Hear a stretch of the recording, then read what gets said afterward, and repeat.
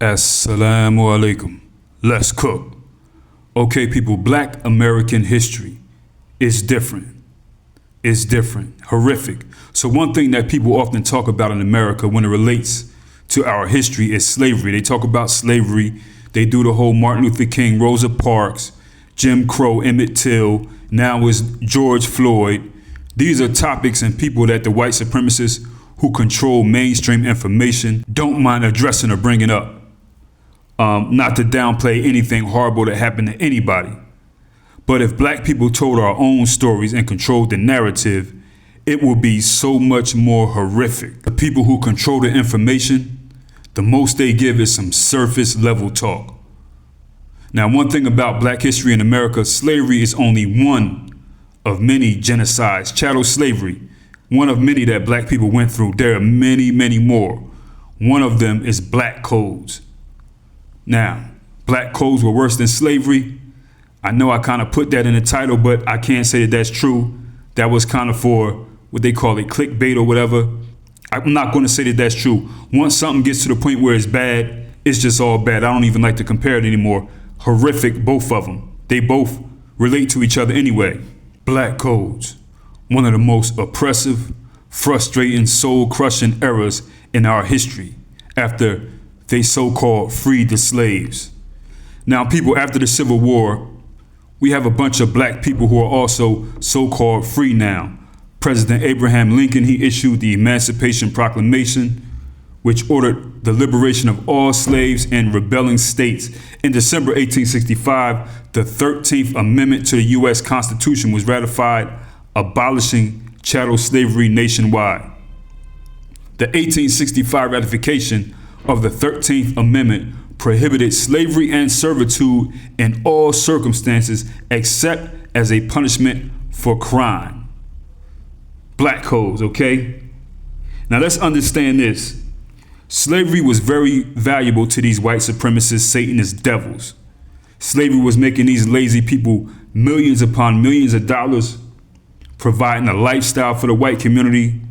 So these white folks, they figured, okay, the government did that. They took our slaves away. Now we have a rebuttal for this so-called slavery thing. And they did. They made laws to make it look legit state by state so that they can still actually have slavery and just present it differently, which are black codes. So what they did was make these laws, black codes, to deny black people opportunities and privileges that white people had. That's how they kept black people in bondage. So the white community said, first, we're going to deny these black people, these new so-called free slaves, a chance to rent or buy land.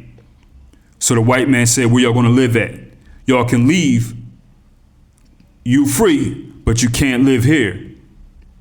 Also, remember I said the 13th Amendment. It said no slavery or servitude except for punishment of a crime. So the white community in the South said, that's what we're going to ride off of. That part, punishment for a crime. So Whitey figured we could make our own rules, our own laws, and criminalize activities that would make it easy to imprison black people and force them back into slavery. And that's what they did. That's exactly what they did. So let me ask people a question, right? A lot of people may look at this whole Abraham Lincoln 13th Amendment thing as a good thing, but when they included that clause, except for punishment of a crime, do you think that they didn't know to leave that one open for these people in the South to continue to have slaves? Abraham Lincoln knew that. Him and his people, they knew that. White people think diabolical and fast forward. They knew that already. They knew what these knuckle dragging beasts and Mayo monsters in the South were going to do. These are their people. So these white supremacists in the southern states who were used to slave labor, now they had black codes. They found a way to lock black people up. And when we lock you up and put you in jail for petty things or nothing, you have to work it off like a slave again. So one thing Whitey implemented in these codes was, if you are free, you have to have a job. That's what they said. If you're free, you have to have a job. So if you don't have a job, we're locking you up. If you're walking down the street at a time that you should be working, we're locking you up. If 3 of you are walking together or standing together, that's illegal. We're locking you up. So black people said, Dad, so we got to get a job or they're going to lock us up. So the white devil said, okay, you need a job? Sign this. Annual labor contracts. You got to work for a whole year if you're going to work. So it's like, okay, sign this and work, or go back out there on them streets and walk and get locked up and work as a slave. So these contracts made sure that they paid these people the lowest possible wage for their work. And I mean, they paid them nothing. Working like a slave for not even enough to get a meal type of pay. And also they made sure that these black codes had anti-enticement clauses. So basically that meant if another employer came along and said, hey, oh, you make $20, I'll give you $35. Come work for me. That's illegal. Can't do that. They have to stay working under that contract that pays $20 for the remainder of the year. They cannot work for any more than that. Oh, so you're not going to sign this labor contract? We're locking you up. We're locking you up. And then we're going to give you a fine that you could never pay. Oh, you can't pay this fine we gave you? Go to jail. Work it off. But they know you'll never work off that fine amount in jail. So now you're in jail, locked up, working as a slave anyway. This is the white devil, y'all. The white devil thinks and fast forward. Who else would do this? Nobody else would do this other than some people who supplicate to the shaitan.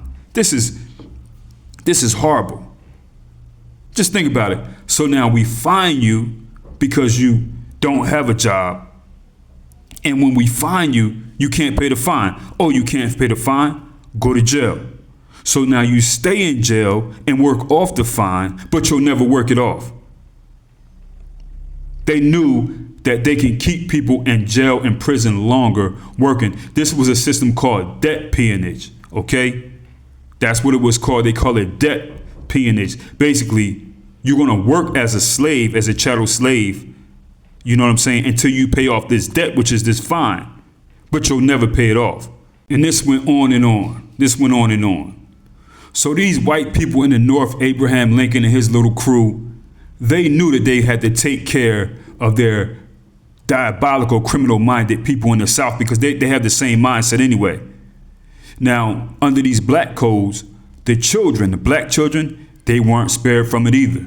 If their parents to be unfit, or if they said that their parents were not around, the state would get these children as orphans and they would be put into apprenticeships. Again, that's working like a slave. It's not like they learning a trade, teaching them HVAC or something like that. No, an apprenticeship means these children are working like slaves. Black codes, y'all. It's not over. So you think you're going to just leave town high and go on a trip? Not at all. Black people needed passes and white sponsors to move from place to place or leave town. So if you're a black person, you're like, wow, I need to go to the store and get some wheat. You need to go get a white sponsor to go out there. Or let me just go call Miss Madison and Mr. Cracker and them. Oh, we're tired. We're not getting up. Maybe tomorrow. Oh, well, I'm going to go out. We're hungry. We need this food. You go out. Whitey caught you without a pass or a sponsor. Back to prison you go with a fine that you can't pay, and you'll probably die in there working. It's like that. Now you're in there working for more years as a slave. Maybe you can't get out. After the black codes had been enacted throughout the South, next, in the year of 1865, Congress passed something called the Civil Rights Act. So this was to give African Americans, black people, more rights to a degree. This allowed black people to rent, own property, enter contracts, and bring cases before courts only against fellow African Americans, not against a white person. Okay? It allowed individuals who infringed upon their rights to be sued. You weren't going to make out suing a white person. So the government said, we need to pass the 14th and 15th Amendments in 1868. The 14th Amendment granted citizenship and equal protection of laws to black people, okay? granted citizenship and equal protections of laws to black people. That was the 14th Amendment. The 15th Amendment, ratified in 1870, barred states from depriving citizens the right to vote based on race. So the Southern white community said, okay, no more black codes. Black codes is over. We can't win this one. The government is coming down on us. They got these new rights for these black people now. You know, we can't deny them homes and things like that and land. So Whitey said, okay, now we're going to make Jim Crow laws. So Jim Crow was just an extension of the black codes. We'll just make laws to restrict you in every way, to make your life hard in every way. We don't want you here, here, here, here, or here. And if you try to do something on your own and make your own and be independent, we'll just send the Klan there to burn it down. So do you think them white folks in Washington, D.C. and Congress, you think that they didn't know that their cousins, their evil cousins in the South would do this? Of course they did. Come on. Come on. So now they have the KKK hanging black people in trees. Any black person that dared to look a white man or white woman in the face, walking in the wrong place, open a business, open up a church, they mad, may put you in a tree. Your farm is looking better than theirs, might put you, I mean, this is sick, people. This is black American history here. And in addition, you still had a bunch of black people working on these people's farms as sharecroppers for pennies. That was still slavery. And then time goes on. This is just one of the many atrocities or the many genocides that crippled the black community at the hands of the government. Have not recovered from this yet. And these are the things that they will never teach in school. Of course they won't. You know, we have to teach our own these things. And this is why I don't get down. I never understood the outrage when they said that they wanted to remove black history from schools. I'm like, they never even taught black history. You know what I mean? So what's that all about? I know people tried to use this to their advantage. The liberals, the Democrats, that they may be called, they tried to use this to their advantage against the other crackers, the conservative races, their whole little snowball fight. But listen, they never taught black history in school in the first place. Where, when? You had to have a special teacher to teach you some of these things, but it wasn't in the curriculum. Anyway, easy.